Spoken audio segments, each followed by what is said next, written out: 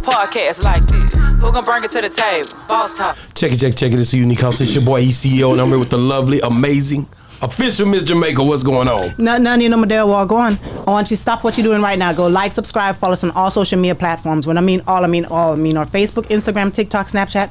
You name it, we're on it. Just Google us, Boss Talk Podcast 101. We'll pop up first in line, I guarantee you. But y'all see us on the streets and talk about, man, I love what y'all doing. Keep up the good work. How can we be a part of Boss Talk?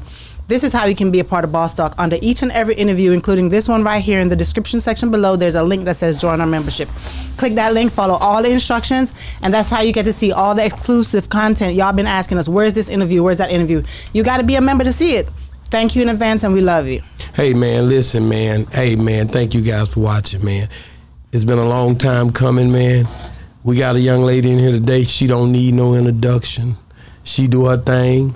And she do all kind of stuff. We about to have some fun, y'all, man. Bodacious, the body is in the building, y'all. Clap it up. All of y'all. Clap it up. All y'all.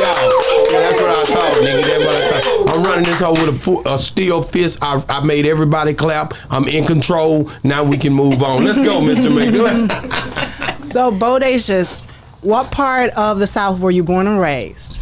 Well, I was born in Tennessee, close to Memphis, but it's about an hour outside of Memphis. What's so it it's called? In the country. Hardeman County. It's Bolivar, Tennessee is where I was born. Okay. So it's close to Memphis, but it's out there where the pigs and the chickens and the horses and the cows. So you're a country girl? I'm a real country girl. Yeah. Okay, so you ride horses? Ride horses, everything. 4-wheelers, get dirty, build stuff, clean out stalls, all kind of stuff. Yeah, you know how sometimes people be looking at you, oh, you so pretty, you so cute. You don't do all of that. Right. How many times do you hear that? All the time. I just got some lady commented the other day, I wish we could see her doing some of this stuff that she say she doing. And so I sent her some videos. She was like, okay. So yeah, I actually do it. Been doing it for a while, and it just, I guess the videos caught on. Oh, okay. So you were raised with your mom and dad in the same household? Yes. You know that's a blessing, right? Yes. Actually, I was raised with my mom and dad. My dad is not my biological dad, but he's been my dad since I was 2 years old. So that's my daddy. Okay. And he is the one behind everything. Any idea that I have, my daddy is behind it. Like, okay, what you need, So that's good. Yeah. So go ahead. I'm sorry. I was about to ask her, where is the guy at? I was just about to ask. When you was 1 and 2. That kind of, we Your don't know what's father. going on. My biological dad, he was not around a lot. Have you met him though? Yeah, we have a relationship. Okay. We have a relationship. Well, it seems like your mouth tensing up when you say it, so let's just get down into it. Let's dig into the goodie. Okay. What the heck, I mean, because you got to understand, man, people that have been through issues, right? Mm-hmm. We call that a dysfunction. I come from a dysfunctional home. She didn't, but I did. That means mom and daddy left each other. I had a stepdaddy named Willie. Shout out to Willie. I sold him that 38. You know what I'm saying? He dead and gone now, but he was. I talk bad to him, but you ain't my daddy. You know what I'm saying? Right. I did all that. Mm-hmm. But I'm just saying, like, what has it been like? Did you try to build a relationship with him? Yeah, I've known my dad and his family. All my life. Okay. I was raised with his family on his side, but my dad, he was incarcerated for a lot of my life. Get out of here. Yeah. But don't that beat all? I mean, most of us, when you go to prison, like, it's 60% more, 70% more blacks in there than anything. So a man being incarcerated is not a big deal to me, because that's most of the people that we interview. It's something about the fact of people go through things and they change. Did he ever get it right? Yeah, he got it right. We got a good relationship. I've always been in communication with him and his family, so we got a pretty good relationship.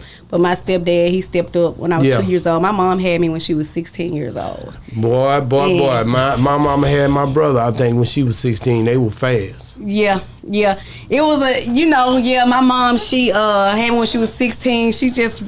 Well, she say she had me because she wanted somebody to love her. She didn't have, she was raised by her grandmother. Mm-hmm. And so she was just like, she just wanted somebody to call her own. And she purposely. She purposely did it. Was pregnant when she was 16. Wow. That's what Ice-T said. He said the same thing when he had his daughter, because he didn't have his mother and his father, they had passed away. He said that he was cool with it because he wanted somebody, you know what I mean? To be around. You remember that? Mm-hmm. So that's dope, man. I mean, so that's strong. I mean, you here. mama, you know what I'm saying, she stepped up too, didn't she? Right. How much do she mean to you?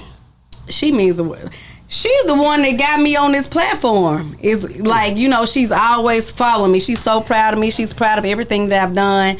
So she's always following me with the camera. And it's been for years, since even before social media was a thing. My mama was following me. How old were you when she first started doing that? Probably in high school. Okay. She knew her daughter was popping in high school. You know, I was in high school getting best dressed and all those type of things. So my mama, we used to, my mama was a stay-at-home mom for a long time. So it's just me and my little brother. My daddy get paid on Thursdays. Me and my mama, we would go into the store. I'm going to go get you an outfit. You want this? And she would just dress me the cutest, you know, that she knew how to dress me. And I think that's where I got into the dressing. And I was in middle school wearing little heels, and the teachers used to be, oh, you're so cute.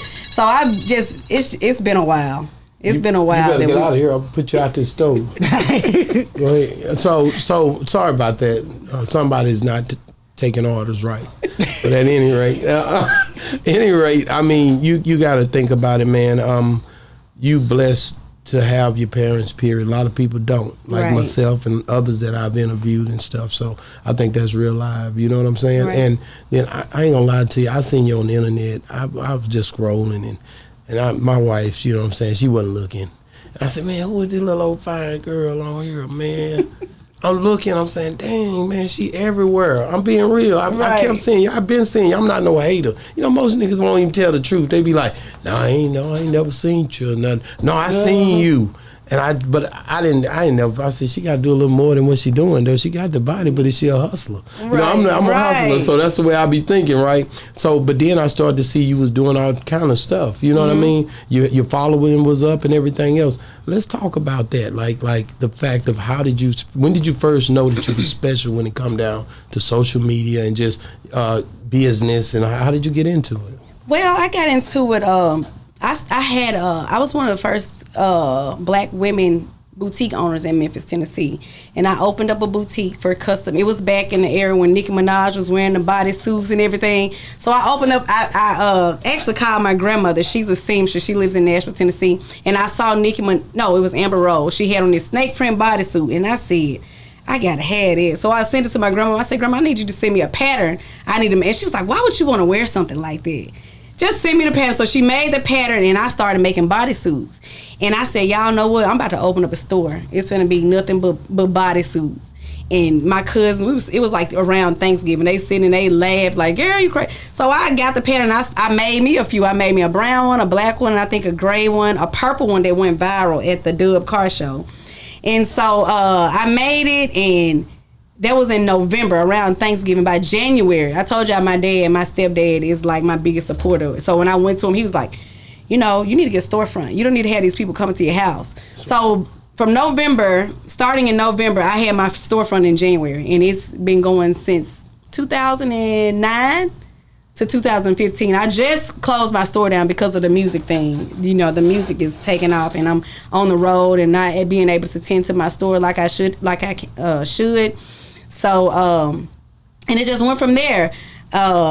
You know, I had K. Michelle, Miracle Watts, all these different people that would come to my store when they were in Memphis, and I would dress them, and I would make these outfits that fit to curvy women. Mm-hmm. I had a jean line that fits to, women with the hips and butts and the small waist.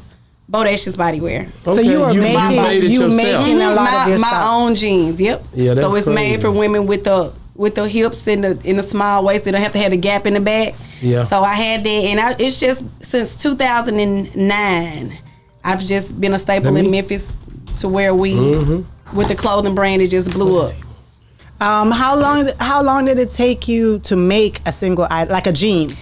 Well, before when your grandma taught you how to sew. I've always known how to sew since high school. Okay. I was doing fashion shows in high school. I was getting best dressed. So I've always been into fashion and doing custom stuff like that. I'm just always into creative stuff. Mm-hmm. So it used to take me like, I would sit there and make a bodysuit. It would take me hours, but now I can make a bodysuit in about 15 minutes. Wow. I can just whip it up real quick. But I'm tired of sitting behind a sewing machine. I love what I'm doing now. I'm on the road. I'm able to interact with people. I don't have to sit behind a sewing machine and just be in a room by myself because I'm an outgoing, bubbly person. I like to talk. Because the thing about stuff like that, I would always, because my mom, she also sewed. She sewed all my clothes growing up in high school and all of that.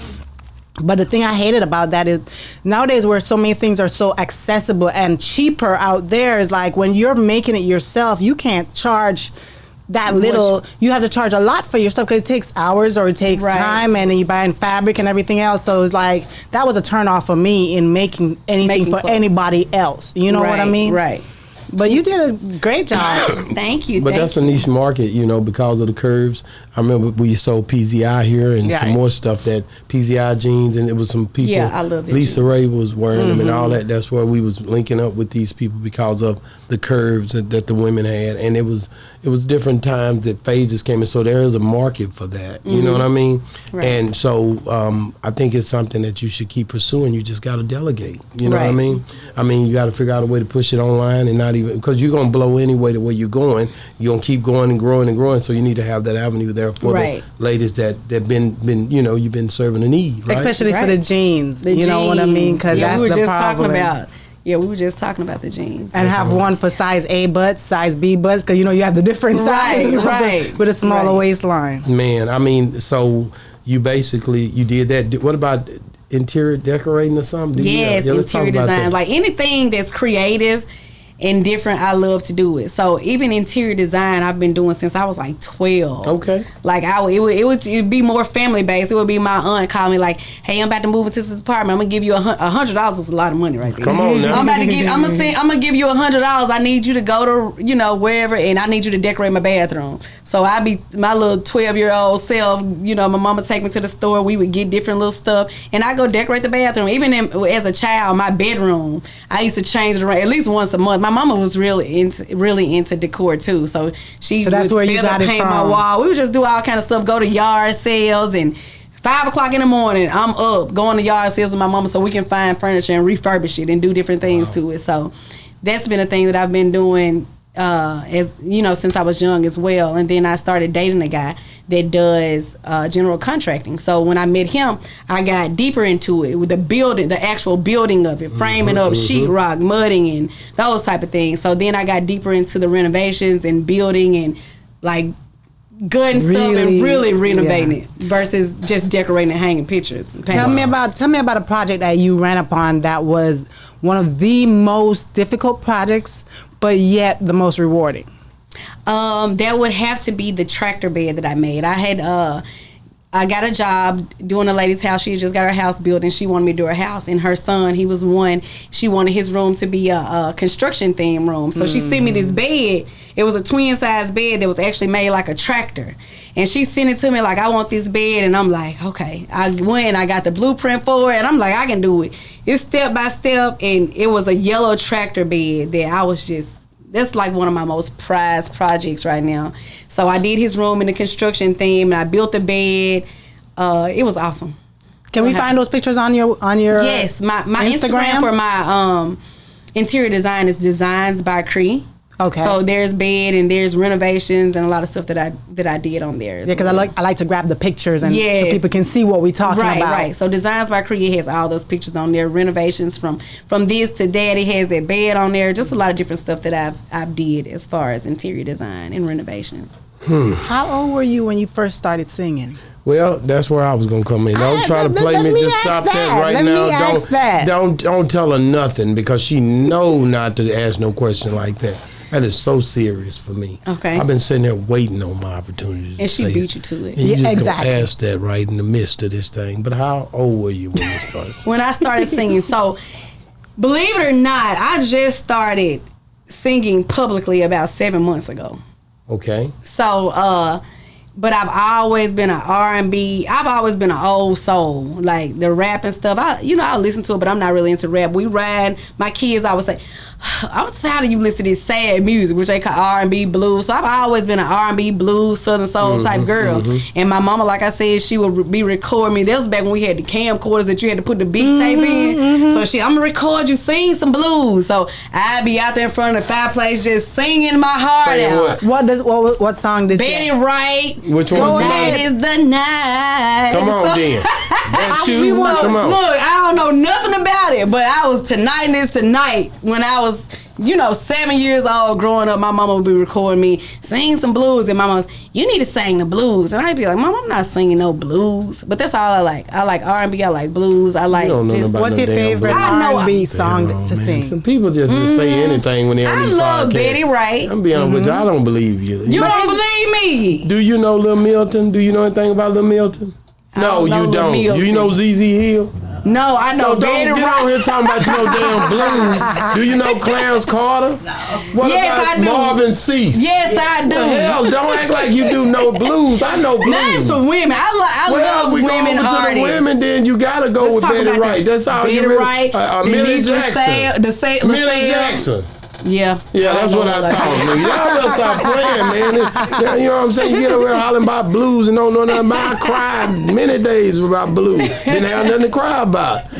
But the thing is, blues is we listened to it yesterday. Then just blues is something you gotta listen to. Got to. But blues and Southern soul is a mixture for me now. Because of the way the things are. I feel like Southern soul is a mixture of R&B, blues, and country. It just like brings a lot of genres together. And it's more young people like my age, not the traditional blues singers these days. Young guy Marcellus. we young. I'm a little bit older than them, but they're young and we singing this type of soulful music that like means something, bringing love back, bringing real relationship talk back. Versus the it's making women and men love each other again. Right. I think the main thing you got to understand is you're not going to sit up in here and not tell me about how it is when you're dealing with all these men at these shows with all that butt on you. They looking at you, trying to holler at you. Don't try to play me. Give us the real deal. You come in here, do you think it ain't letting you make it? Yeah, they be. I think I keep a good balance. I meet a lot of promoters, a lot of artists, and look, let's just keep it business. Let's keep it business. I like to keep it business and professional. I know that, I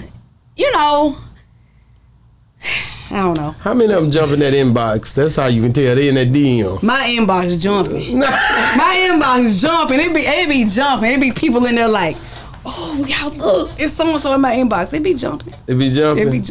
Well, I already know that. So you gotta be real selective though with a jumping inbox. That's right. Because you can get your name ran down in the dirt real quick by jumping on every blue check you see in your inbox. So you gotta be real selective. They're gonna do that anyway. They're gonna say what they're gonna say, baby G. You know who you are. Just always make sure that you check yourself. Right. And ain't worry about what nobody else say. You check yourself. Right. And that's good enough checking because you was growed up with morals and integrity and standards. So we know you ain't just gonna be out here doing anything. So they gonna talk. Just let that money keep piling up. You know what I'm saying? Definitely gonna talk. So when you think about the music, you got a few songs. How many songs do you think you got in all in your catalog? So my own songs, I only have 3. I started out with the Big Old Horse. Yeah, and it was just something. Yeah, it was just something that I was actually hosting a blues show, and this promoter, he was like, you need to start. Well, actually, let me say how it started. I was the girl in the video with Calvin Richardson. His song Ready for the Weekend. And I'm there at the video shooting, I'm just humming along, and they was like, Bo, you can hold a tune a little bit. You need to try to get in the studio. And I'm like, yeah, I might one day. So I hosted this show and blues show, and they said I met a girl, and she said, you want me to write you a song? So I said, yeah, go ahead and write the song. And so we exchanged information. And the next day she called me and she said, what do you want the song to be about? I said, I want to be about going to see a man about a horse. I said, I'm a country girl. I like to ride horses. I like to wear cowboy boots. So she was like, okay, I got you. So when she wrote the song, she incorporated all that into the song. and we actually collaborated on different ways to, different words and lyrics. Give me the first the way that thing take off. I'm gonna see a man about a horse. He said that I can ride that big old horse. Man, hold up. You see what I'm talking about, man? Y'all, you got that talent, man. You got.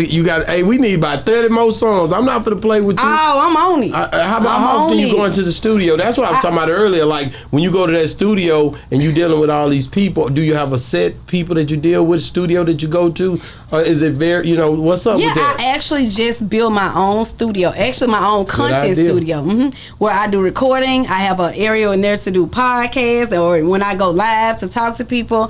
I have my photography wall where I can do my photos. I have my office in there, so I actually just did that. But I was working. The engineer that I was working with was Prince DJ on these songs. He's an engineer that I'm very comfortable with. So, wow.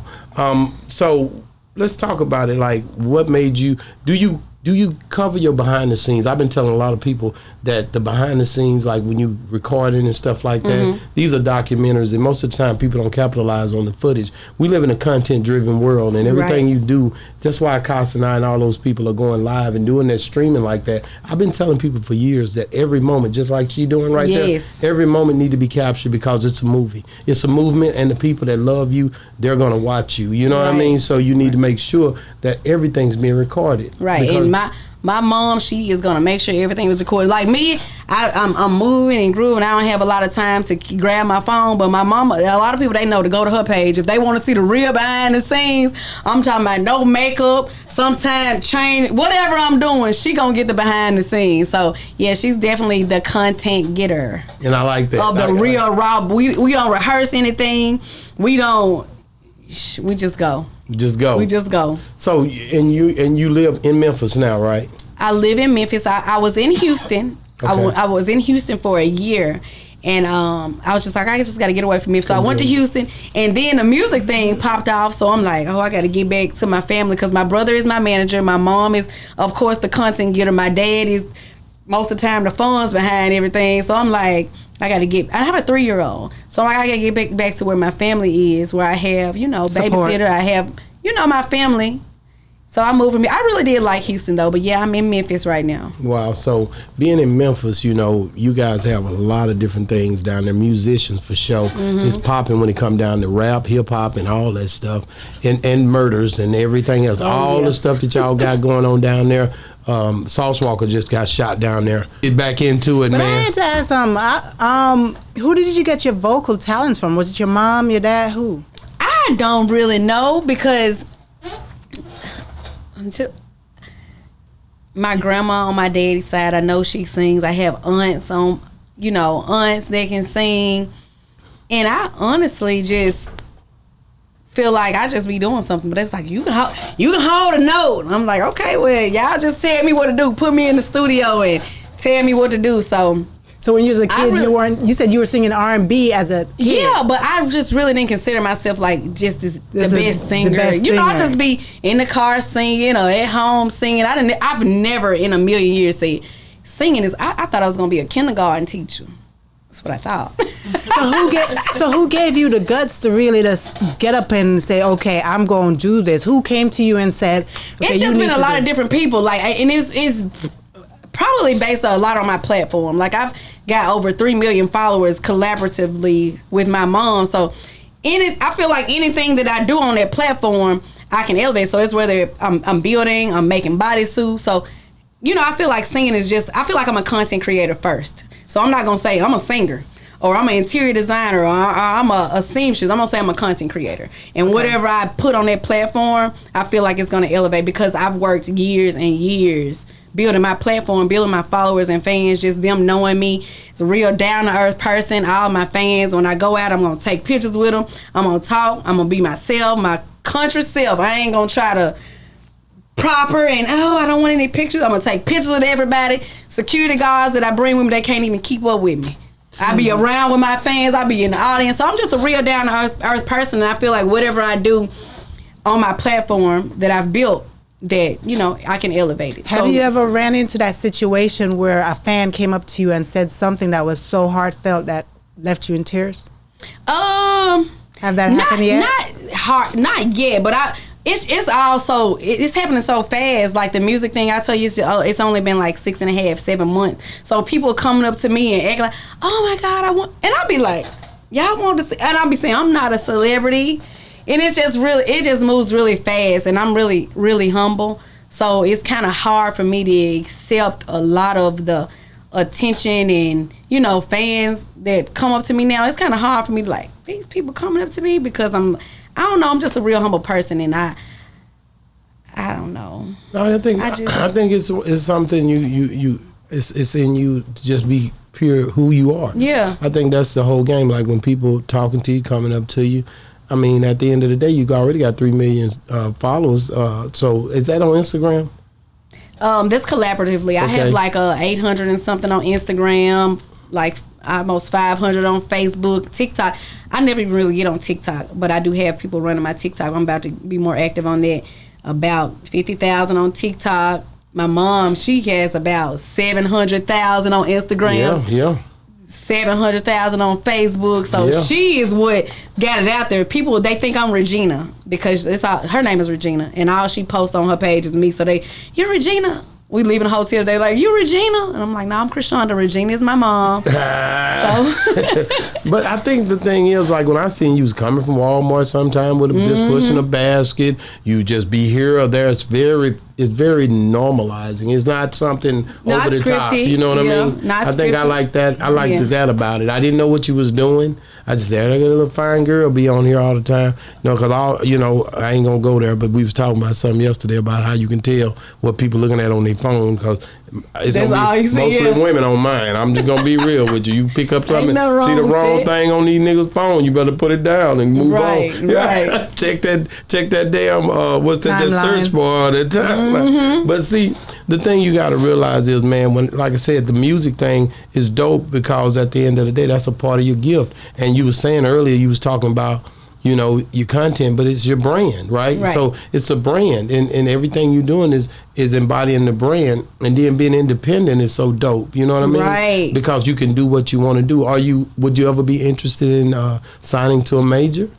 I've been, a few labels have reached out to me. A few major labels have reached out to me, but I kind of want to, I feel like that with a label, if you can't give me more than what I can give myself, because I feel like I have a platform that I can distribute and put my stuff out myself. If you can't give me a little bit more than what I can do for myself, I don't feel like just signing over my freedom. So a distribution deal is something that I may be interested in, but just to keep my freedom and independence, I think I'll stay independent for a while. Yeah, when I was interviewing, like, say, Big X the Plug, he did a distribution deal first with United Masters, and then all that other stuff started flowing, you know what I mean? But I think distribution deal is about the way everybody's kind of going with it. Manage your own world. Right. You know, you don't want to lose creative control. You know what I'm saying? Yeah, so I just feel like well, you know, I can still do my own thing, because I've built this platform just doing my own thing, naturally being me. So I don't want somebody to come in, hey, you can't do this, you can't do this. So if you can put some money behind me and let me do me, let me show you how to work your money, then it's going down. Right. Give me some of that good thing. Good Thing. So Good Thing is my second song. Yeah, I want to hear it though. I want you to sing hear it. Yeah, I want to hear that first verse. Just give me a chorus or something. I want to hear it. When he talks, he says all the right things, and that man's a boss, but he ain't never too busy for me. That's my favorite part. Man, hold up. Because I love a boss now, but you can't be too busy for Big Bo now. No, man. So let's talk about the creative part of doing that song. You wrote it? Actually, the same young lady that wrote Big Old Horse wrote Good Thing. Okay. And so it was, I just told her, you know, I want to do a song that's more, I want to kind of do something catering to men. You know what I'm saying? We always got these songs, If My Baby Dad, you know, all those different songs. So let's do something to cater to men, because there is a few good men still left out here. Why is it just a damn few? I don't don't know why it's a few. See, I don't, because that's what you see, a few. Right. You need to look at the majority that's good and don't look at the one that's bad. Just like I need to do these comments on social media. Right. Because that's what we do. We just channel our energy the wrong way because the other's acting such a big fool, ain't he? Right. You know what I'm saying? Right. But being real, like so basically, the music part of it is you ever want to write? Oh, I've written. Okay, what song did you write? So we have the next song I have is Show Horse, and producer Matt Chaos. He came to me. I met him, and he had been reaching out to me. He had been trying to get in touch with me through different people, but it's just kind of hard, just kind of sorting through everybody that's trying to reach out. So he got the song to my brother. He got the beat, and he had the hook or whatever to it, and so I was like, oh yeah. I was like, yeah, it's like a more upbeat line then. So he was like, let me send it to you and you write on it. So I wrote on that one. I also had features with Low Key Country, Boots On. I wrote that. E-Realist, Uncle Daddy. I just had a Snapper remix. Snapper is his big song. I did a remix of that we dropped on Friday. I wrote that. Who else?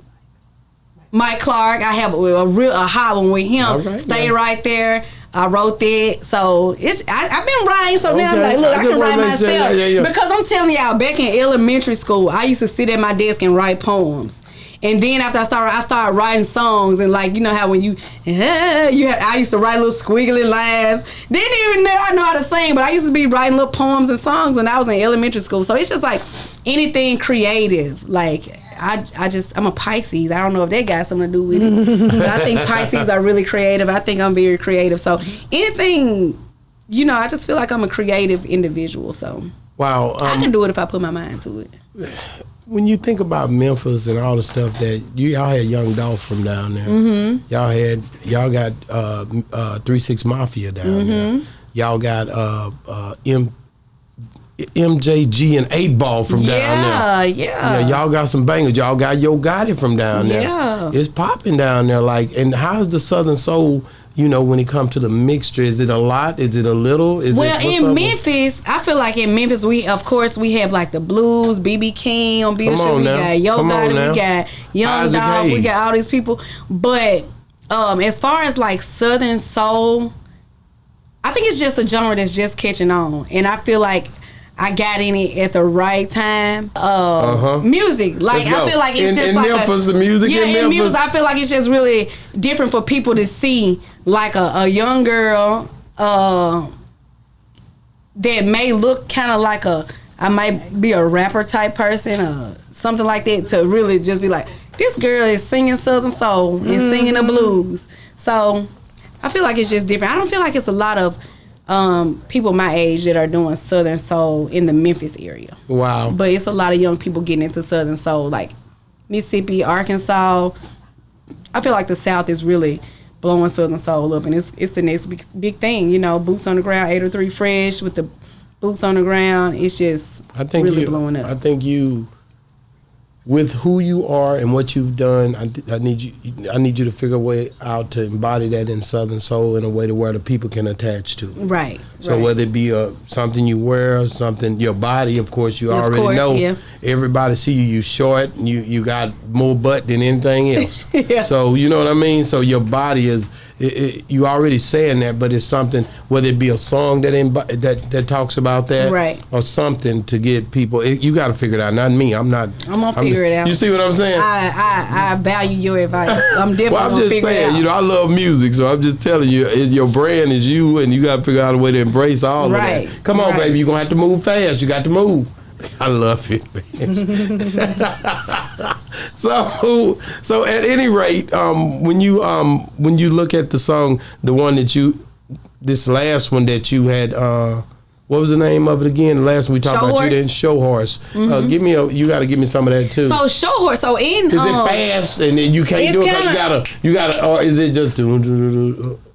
Favorite game. So Show Horse, I'm gonna give you a background about it. So we do horse shows in Tennessee. I'm not sure if y'all do it here, and it's where people, they bring their horses out. Do you know where you at? I'm in Texas. Y'all do horse shows out here?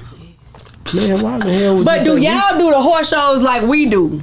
Probably not. Explain. Y'all probably have a more upscale fancy horse show. In Tennessee, we have horse shows where we got this arena, or if we don't have an arena, we have a big field. Everybody bring their horses, they bring their clean cars, we bring barbecue grills and tents, and we have the judge out there, and when the horses get in the arena, the judge is going to tell you to favorite gate your horse. Favorite gate your horse means do your horse's favorite walk. Whether it's going fast, going slow, just whatever the sexiest walk your horse got, that's your favorite gait. So this song that we got, Show Horse, is actually about like a person. Like favorite gait show, like treat yourself as you're that show horse. So when I did this song, I was like, I'm gonna be the show horse. So I'm gonna be like, I'm in the arena. They came to see me. I'm finna do my favorite gait. Then I'm gonna slow, and then it says slow it down to a walk. So when you slow it down to a walk, you slow down. I just feel like when you walk into place, especially when I walk into place, I'm not trying to be like cocky or anything like that because I hate that. But when I walk in, I don't know what it is, but all eyes is gonna be on me, and I feel like every woman should do that. When you walk in and you feel like all eyes on you, so you gonna act like you the show horse. So I wanted to be the show horse. I like that because it's really just confidence. That's right, all. right. It's not arrogance, it's confidence. It's right. You gotta have, if you don't, sure of who you are. Right. If you don't think you all that, who else gonna think you other than your mama? The word of God say you fearfully and wonderfully made. It says you are a royal priesthood, a chosen generation, a holy nation. Right. It says your inner man. So it talks about this thing, about this illumination that we have in the spirit that makes us feel like we are who we are. The word of God say you are God's. So I feel like I'm that one. So I don't even play with that. You could never ever say nothing to bring me down because God has lifted me up. How could you bring me down? Exactly. So that's how. That's all you saying. I'm just telling you what's going on. Don't think it not strange that you feel good about who you are. Right. You know what I mean? And I feel like sometimes with social media, with people, the comments that, why her mama following around? She just because she got her butt and da-da-da-da. And it, sometimes it makes you kind of want to water your confidence down because you don't want people to think, oh, she thinks she all there, but now this out the door. I am all there. Yeah, and we finna do something to show you even more. We got new things coming. Right. You know what I'm saying? Right. So what's your take on the Diddy situation? Oh. I mean, would you ever have went to a party that was out of control and not left early? Have you been to Hollywood yet? I haven't been to Hollywood yet. My little country tale, I hadn't been nowhere too much yet.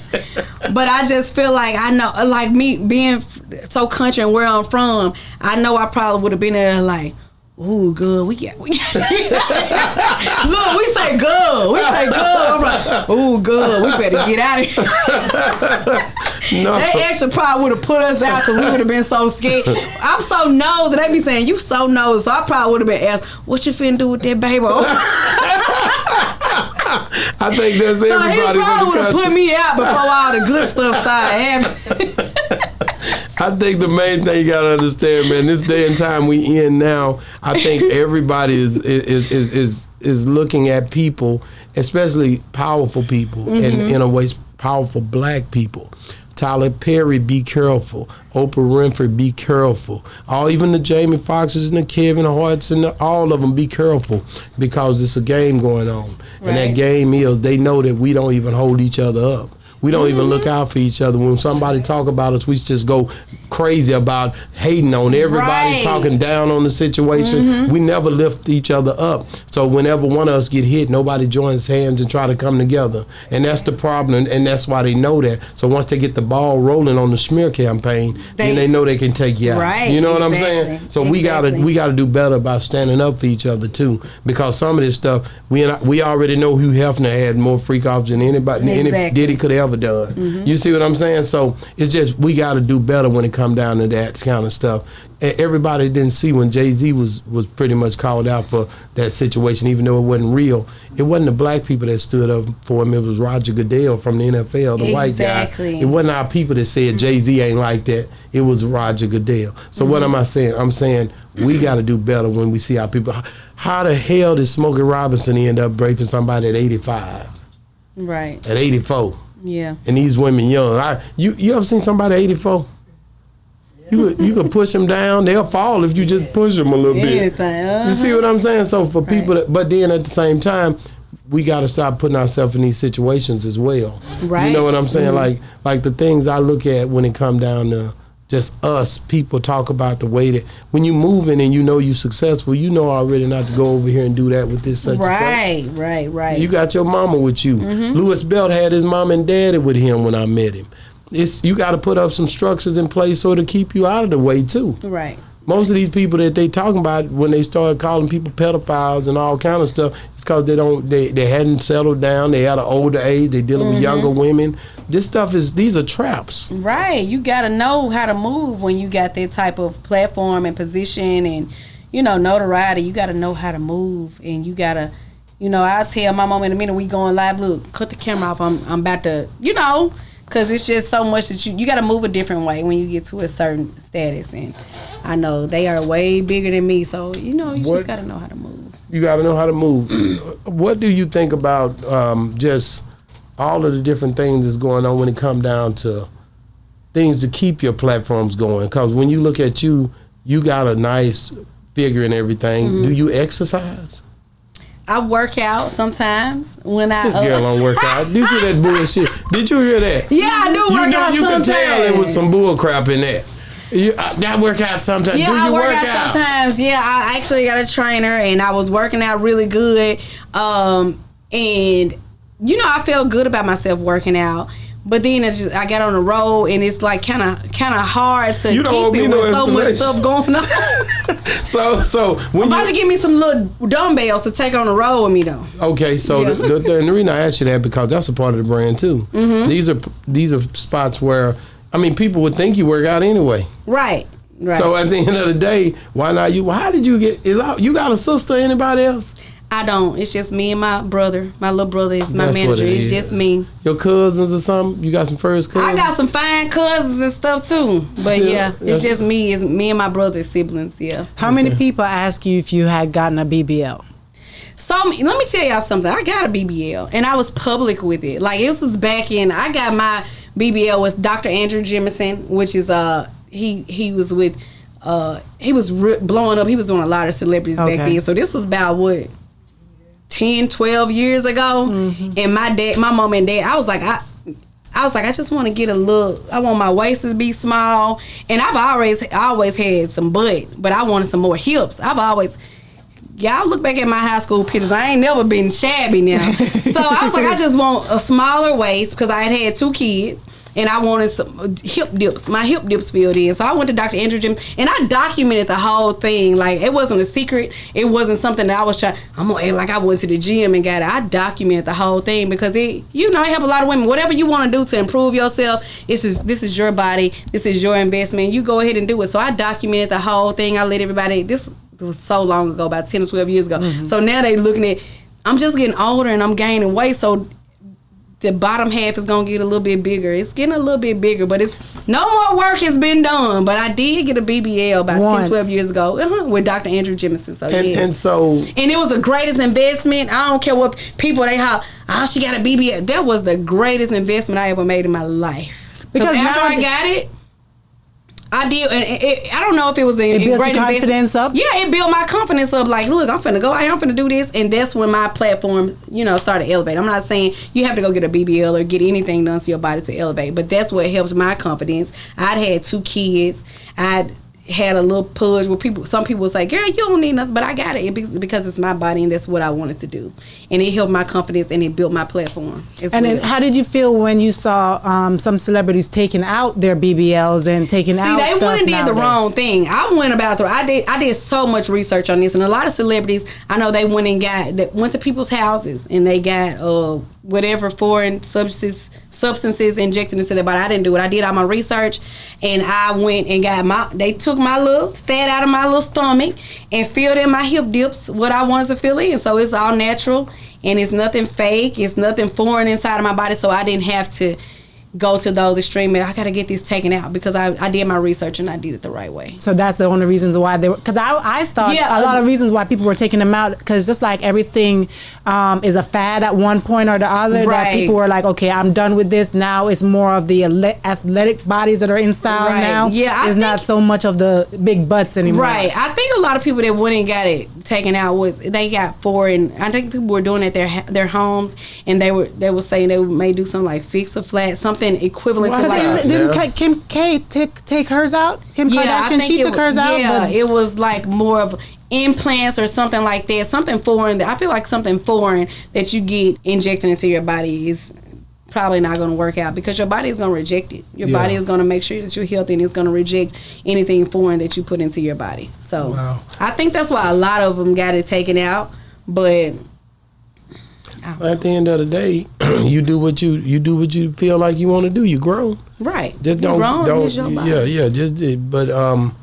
you're gonna have to do some exercise too. Yeah, but you exactly. You still have to work out to maintain a BBL. If you get lipo, if you get a tummy tuck, whatever you get, you still gonna have to work out. I see people like she in the gym, somebody she working out, and you still have to maintain it. So you have to stay in the gym. Wow, man! Thank you so much, man. So did we forget anything? I gotta ask. Cause them folks got out of jail in New Orleans, but she wouldn't know how to get them back, so I didn't ask her that. Unless they want to come to a Southern Soul show, I'll be in New Orleans at the Essence Festival. Oh, you going? If they come there, I was there last year. I don't know if I'm going this year. Yeah, I was actually booked for July the 5th in New Orleans for the Essence Festival. We might pull up. I don't know. Yeah, so we'll be there. Yeah, that'd be dope. I hope y'all come. So, are you in a relationship right now? I'm not in a relationship. I'm single right now. I have tried dating. And I feel like with what I'm doing right now, even though I'm just not outside doing it, I just don't feel like a relationship right now would be suitable for me. Like I can't make somebody feel comfortable because I'm on the road every weekend and I'm having to meet different people and I'm hugging other artists, I'm hugging the fans. I just don't feel like right now a relationship is good for me right now. So yeah, I'm single, but you know, God might send me somebody. It might end up being an artist. But if you had to describe your being in the situation that you're in right now, if you had to describe what would you look for in a relationship if you were supposed to branch off, like a relationship, I'm gonna look for a man that is, because my dad, I'm gonna look for a man that's like my dad. You know, he's a provider. Anything that goes wrong with me, I'm gonna call my mom and my dad, and I'm gonna call my dad, and my dad's like, look, don't worry about it. My dad is gonna find a solution to it. So I'm gonna, want a man that's, I can come to you for solutions. Like I can be soft, I can be a woman, I can come to you for solutions to stuff that's going on. And especially with what I got going on now, you're gonna have to be secure. You're gonna have to trust me. You're gonna have to know the type of woman that I am, that I'm out here and I'm working and I'm coming home. So it's just gonna have to be somebody that's secure. It's gonna have to be somebody that's secure within themselves. It's gonna have to be somebody that's able to God fearing. Yeah, it's gonna have to be somebody God fearing. It's gonna have to be somebody that can, just I'm a little bouncy, all around friendly. I've dated guys say, you too friendly. I don't want no friendly girl, but you too with insecure. Is that your biggest pet peeve in a relationship? What is your biggest pet peeve in a relationship? I would just say somebody that's insecure and just can't. I even feel like even if I am in a relationship with this type, I can't broadcast a relationship right now because I have a lot of fans that just love me and they might. I just love her. I might got a chance. So even if I'm in a relationship, I can't broadcast it like that because I lose fans. Yeah, and if she got, unless that nigga good, if he good, he'll make a break. Because if he good enough, he gonna make it to the center stage, the big stage. Because I felt like that changed. Because back in the days, that's how entertainers used to be, where they couldn't broadcast relationships and stuff like that. But when it became like power couples and this and that, and people are like admiring, and some of these dudes don't care if you're in a relationship or not. They still gonna be in them they DM. Don't care. They still gonna be trying. Right. So a lot of people nowadays are broadcasting their relationships because it hasn't affected anything. Right. So it just all depends. Maybe when I get in the right relationship and I might broadcast it. Already. I have one more question. Yeah, we got to shut it down. We're going to do top 3 artists of all time. I'll give her that, good. And then we're going to shut it down.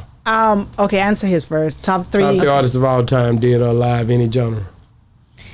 Betty Wright. Did you say Barry White or Betty Wright? Okay. I love Betty Wright. I told you I'm an old soul. Okay. Tonight is the night to make me a woman. You said you'd be gentle. You said you'll be gentle with me. That's it. And I hope you will. I loved it. Even as a kid, I didn't even know what she was talking about. My mama loved that song too. Yes, I like Betty Wright. I love I'm just gonna say some groups that I love. I love Escape. Okay. SWV. And the only three. Like, only three. That's it. Okay, SWV, that's only my girls. three. Okay. Only three. Already. So I gotta ask you, how important is God in your life? And if you can name a situation in your life where He saved you, like something you went through where you see where because of God's will. Jesus Christ, God is like number one in my life. I have a 3-year-old, and the hardest part of my life, I was in a relationship where, you know, I have a 19-year-old and a 17-year-old. So I done went and got my little nip tuck after my kids, and I'm good. I'm done on kids. And I was got in a relationship, and I had a 3-year-old, and I'm like, because I've never had my first 2 kids. Oh, this is with my high school sweetheart. So, you know, we were young doing our thing. So when I got pregnant with my 3-year-old, I was like, maybe I have this where, you know, you go with me to the doctor's appointments, you there in labor. I've never experienced like the baby shower and the gender reveal. So I'm like, let me do this one last time. I met this guy and it didn't work out. We were broke up when I was 6 months pregnant. So that was a really hard time in my life for me to go through, like a pregnancy. By yourself. How old was I? Like 38, almost 40, a pregnancy that I didn't plan, but I'm gonna go through this, and we're gonna do, and you know, to be broke up at 6 months pregnant, you know, you can't really have no other companions because you're pregnant. You 6 months pregnant. So that was one of the hardest situations I went through in my life. And I prayed, and like my 3-year-old is the biggest blessing. I said, God, you knew what you was doing, because I was so sad about this situation, and now she is like the driving force in everything I do now. I said, God knew what He was doing. He always know what He doing. That's right. Like even coming here, the show that I did here was like, we had a little adversity, a little stuff going on with the promoters and stuff, but then I got to come here with you guys. So I was like, this is a blessing. I said, God know He know what to do. Like, so. And it ain't easy to get on Boss Talk 101. I'm so happy they called me like. I'm excited. I was so excited. That ain't nothing but my here. son watching your butt. And shout out to Trey. Thank you, Trey. Man, thank you so much for coming on the show. How can people get a hold of you if they're trying to reach out? Okay, so on Instagram, I'm Bodacious the Body. On TikTok, I'm Bodacious the Body. Krishonda Miller is on Facebook. That's my government name. I need to see how I can change that. But I'm Krishonda Miller on Facebook, Bodacious the Body on Instagram, Bodacious the Body on TikTok, Bodacious X Body on Twitter, and of course my mom, she's Regina Jackson. That's where y'all get all the behind the scenes. She's quick to get on Instagram. That's where y'all get the stuff when I don't got on no makeup, my hair ain't done. She gonna get whatever. And I just let her do her thing. So that's where you get the real behind the scenes. Wow, man. Thank you so much for coming on the show. We love you. And it's been another great segment of Boss Talk 101, where the bosses talk. Thank y'all.